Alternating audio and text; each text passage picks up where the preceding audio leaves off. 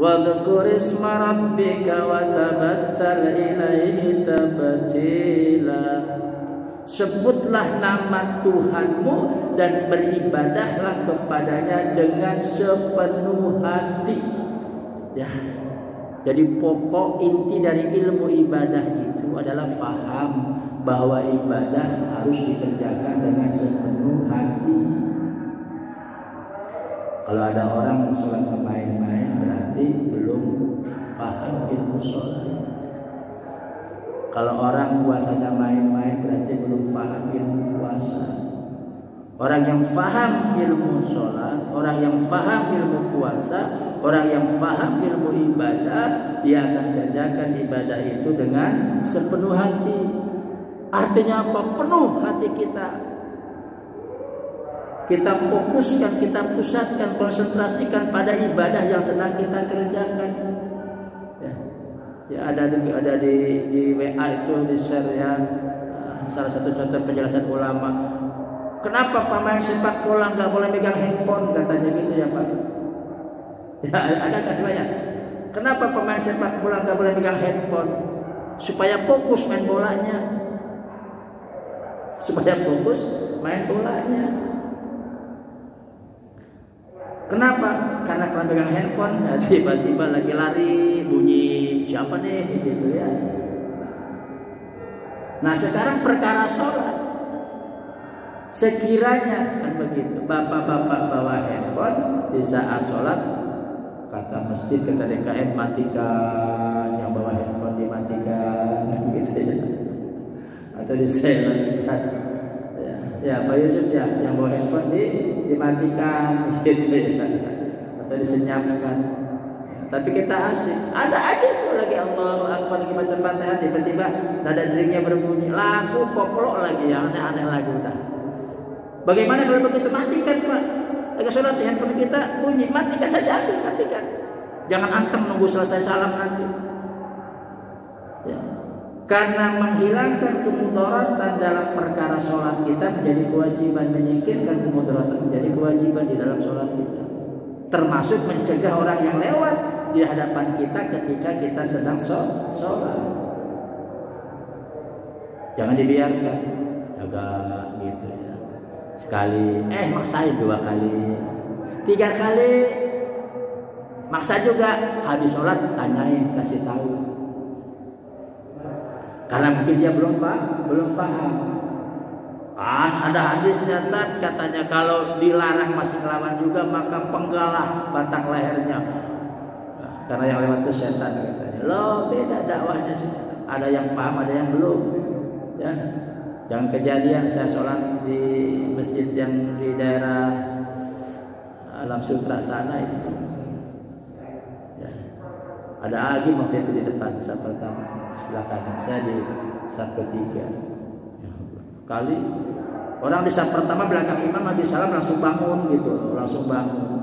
Yang belakang imam jangan langsung ngacir lah, di sholat pikir dulu, lihat belakang masih ada yang masbuk tertinggal kan begitu. Langsung bangun, di belakang ada yang masbuk, pas di sebelah depan saya lah. Ya. Saya mundur gini, itu ada yang masbuk. Pakai celana jin, bukan celana bangsa jin, celana jin. Yang mereknya nggak tahu apa, pakai kaos putih, rapi sholat, Allahu Akbar. Gitu. Yang pertama bangun, habis salam langsung bangun jalan, depan dia dihalangin, saya sekali ngelawan, saya 2 kali, hampir berantem Pak, hampir ditonjok tuh, hampir nonjok, dihalangin apa sih gitu, saya astagfirullahaladzim, ilmunya belum nyampe. Diajarkan nanti ilmu yang baik. Nah, terkait dengan satu contoh dalam Al-Quranul Karim, bagaimana supaya ibadah kita yang sudah kita kerjakan, Pak, sejelek apapun kalau udah sungguh-sungguh, kalau udah sepenuh hati, insya Allah diterima oleh Allah. Tapi kesungguhan itu ada syarat dan ketentuannya. Ini orang sholatnya belum benar, misal ya, sholatnya belum benar.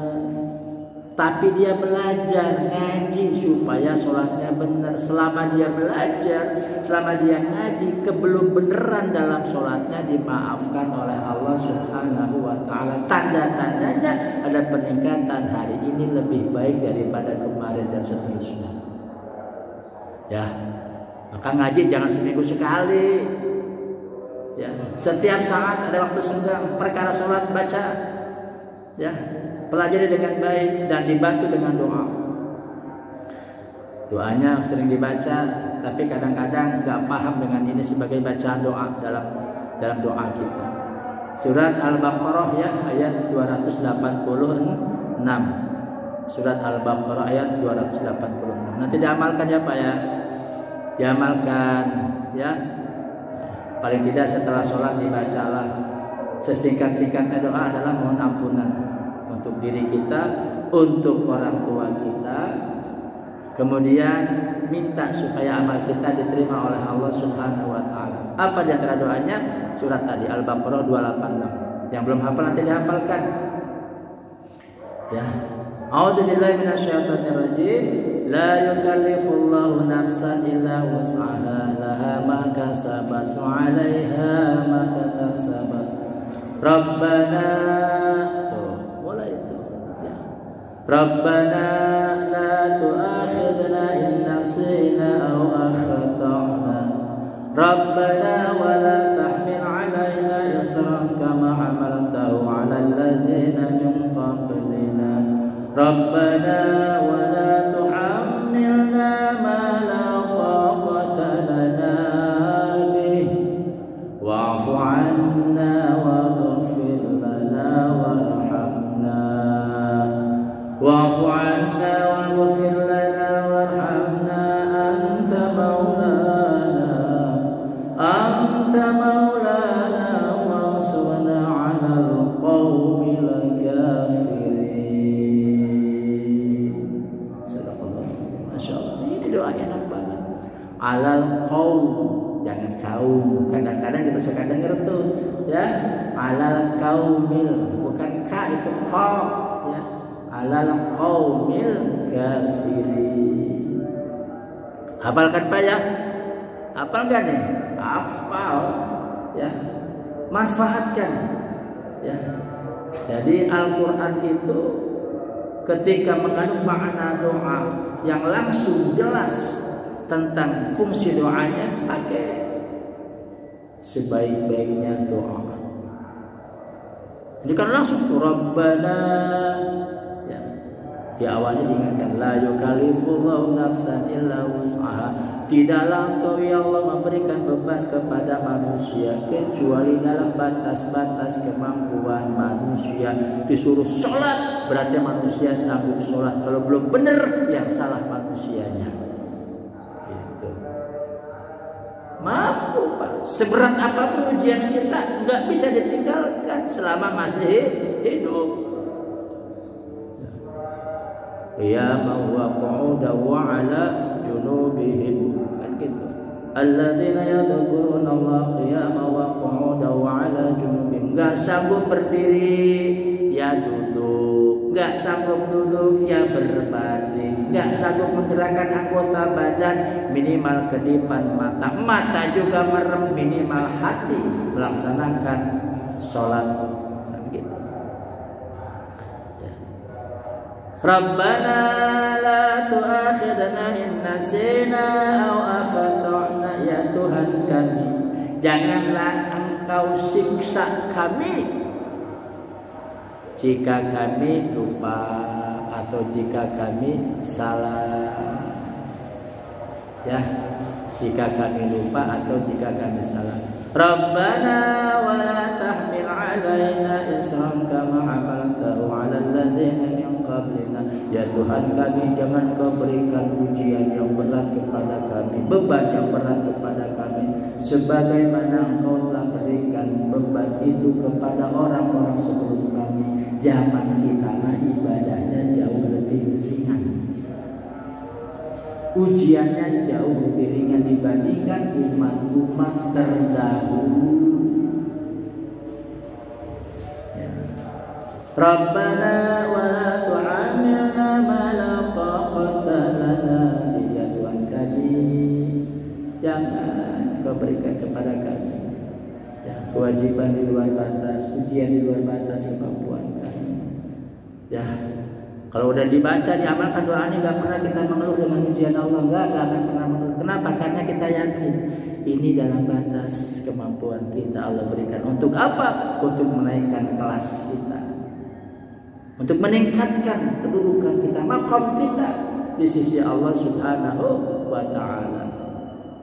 Wa'fu 'anna, maafkan kami, waghfir lana, ampunkan kami, warhamna, rahmati kami, anta maulana, engkaulah pelindung kami, fansurna 'alal qaumil kafirin, maka tolonglah kami dari perbuatan jahatnya orang-orang yang kafir.